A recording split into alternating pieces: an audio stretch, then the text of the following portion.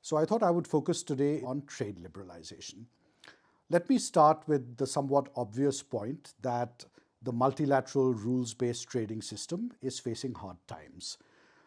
There was an explosion of tariff and non-tariff barriers, which long predated President Trump's second term. And the WTO's trade adjudication mechanism lies in tatters. Against this somewhat grim backdrop, there's been a lot of interest in the field of geoeconomics, which looks at how countries can serve as connector countries between rival ideological blocs. And here the good news is that India is actually one of the most connected countries in the world. So for example, if you look at a metric like our geopolitical distance from our trade partners, and you weight that by trade shares and take the standard deviation, you find that India is very, very well connected. The bad news is that we don't trade enough. So we are not taking advantage of this enviable spread of trade partners that we have across the ideological spectrum. We could be doing a lot better. So let me focus on three areas in particular. First, we should be laser focused on cutting red tape and on cutting non-tariff barriers. Remember that imports are the lifeblood of exports. So the more costly, the more difficult and cumbersome it is to procure imports, the more difficult it is for exporting firms to have access to cheap inputs, the more difficult it is for them to procure cutting-edge technology.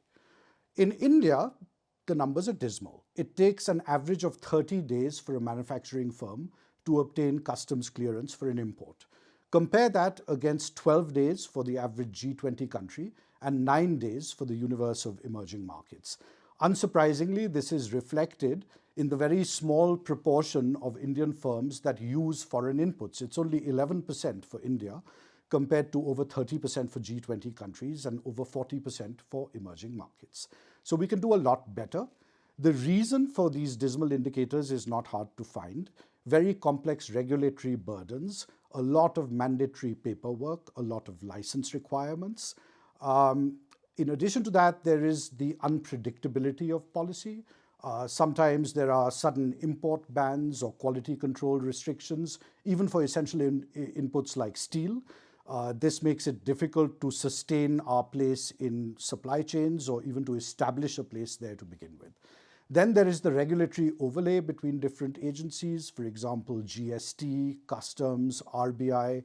That adds a lot of duplication and complexity to the process. All of this is especially difficult for small firms because small firms, unlike large corporates, cannot hire armies of lawyers to sort of wade through the compliance requirements and make sense of them. Secondly, we should be focusing on reducing import tariffs, which remain among the highest in the world, and signing a lot of free trade deals. So we're already doing good work in this area, but we need to redouble our efforts. In particular, if you look at regional trade within South Asia, it's very anemic compared to other parts of the world.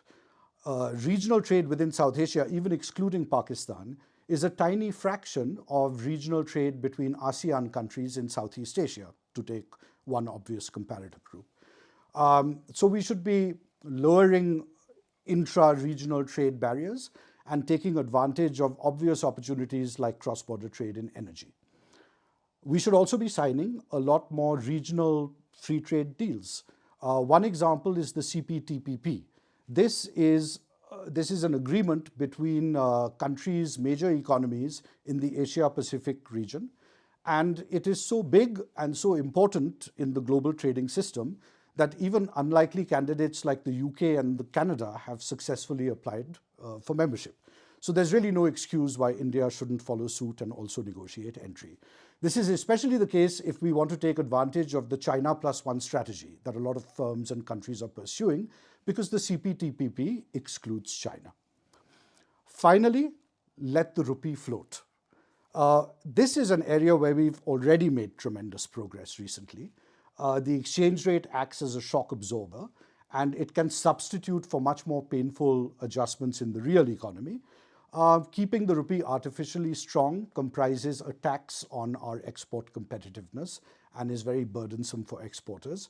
So it's very heartening to see the RBI governor come out recently and say in no uncertain terms that the Central Bank of India does not target a particular level for the exchange rate.